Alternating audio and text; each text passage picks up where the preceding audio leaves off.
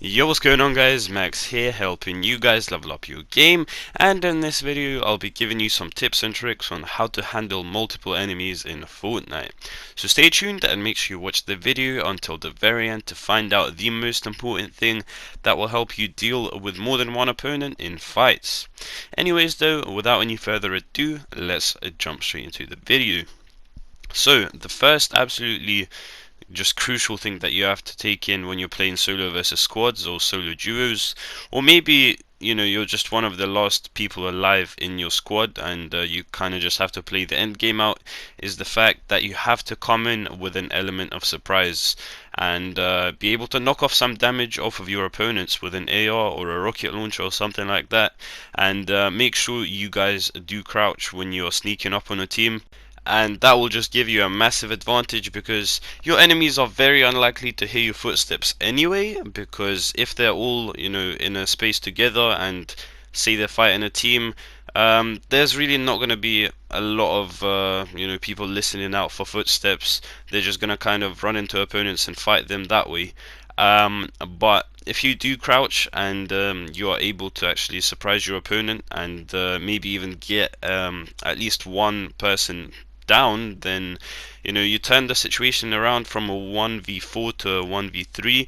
And if you're able to full kill that person, you don't always have to, because you can use them as bait for your opponents to actually try and pick them up, and that will turn the fight into a 1v2 actually, which can be very beneficial sometimes. Anyways, either way, if you do or do not get an elim, if you're able to knock off a decent amount of damage from your opponent, then that will just lead to them having to heal up, and it pretty much puts them out of the equation for a few seconds.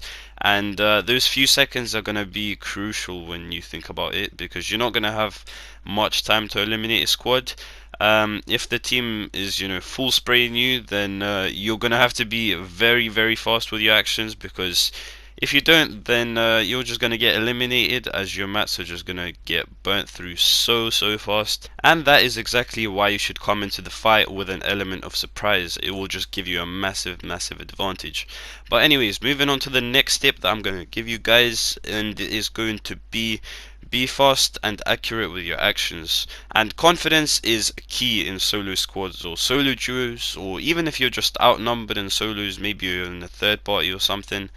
It's very important for your confidence to be high and for you to know what you are actually doing, to make the most out of the play you're going for.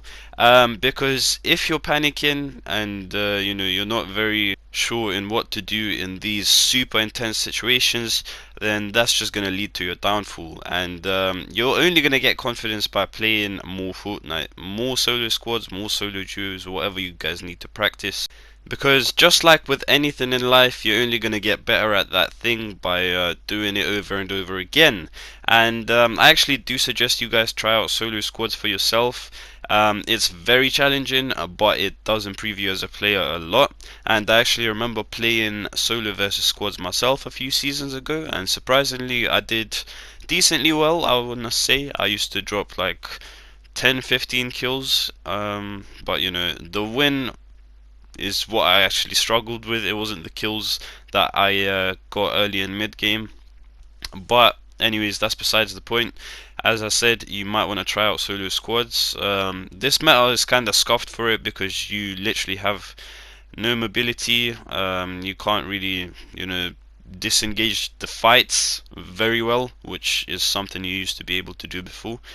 But yeah, anyways, moving on to the next tip, we're going to talk about playing natural cover in solo versus squads, or just positions where you're at a disadvantage. When you're handling multiple enemies at the same time and you're just running out of materials, this tip is going to be even more important. But even on its own, even if you do have materials, natural cover such as houses in the early game, for example, can pretty much keep you alive for so much longer and help you survive a multiple number of fights. Natural cover will pretty much help you cut and open new lines of sight. If you want to disengage from someone, you can hide behind a house or a hut, or literally anything. Even a bush nowadays is a good sort of strategy, especially for cash crops. I know a lot of people like to sit in a bush, just because you wouldn't really expect it. But the natural cover I'm going to be talking about here is more based around houses, as I've said in the early game, because these houses will pretty much help you either run away from your opponents when you're low, or just get you the right hand peek. And if you don't know what that is, it pretty much relates to the third person camera angle that Fortnite runs on basically. And if you are able to hide behind something that is on the left side of your screen, basically, you'll be able to see your opponent without them seeing you if you look right from that left direction.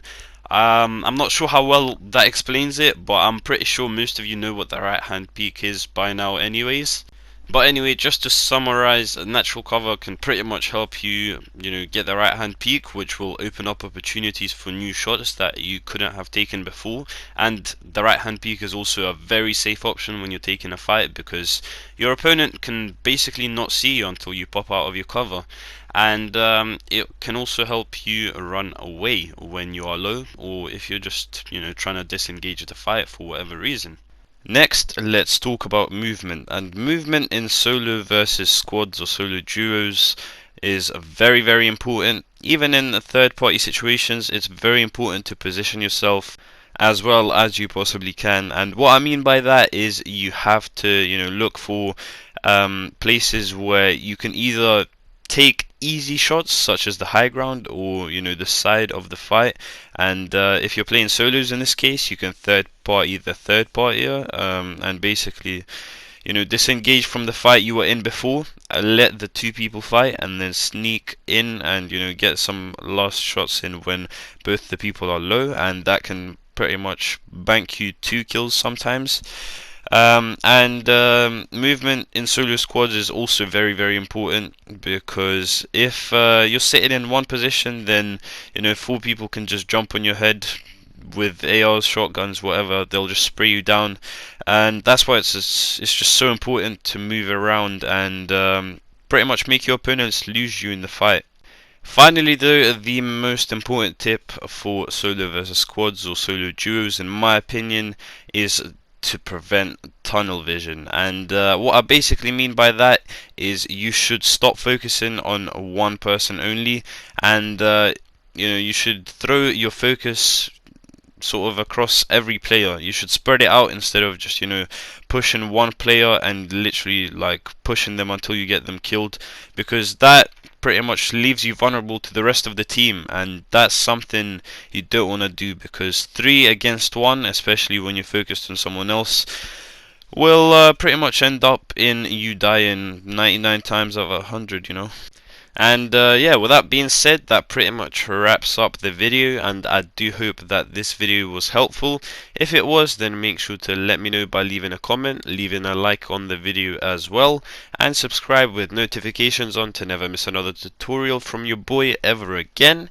And most importantly, make sure you use the code MaxGamer7 in the Fortnite item store, hashtag ad by the way. But yeah, with that being said, I am out guys, peace.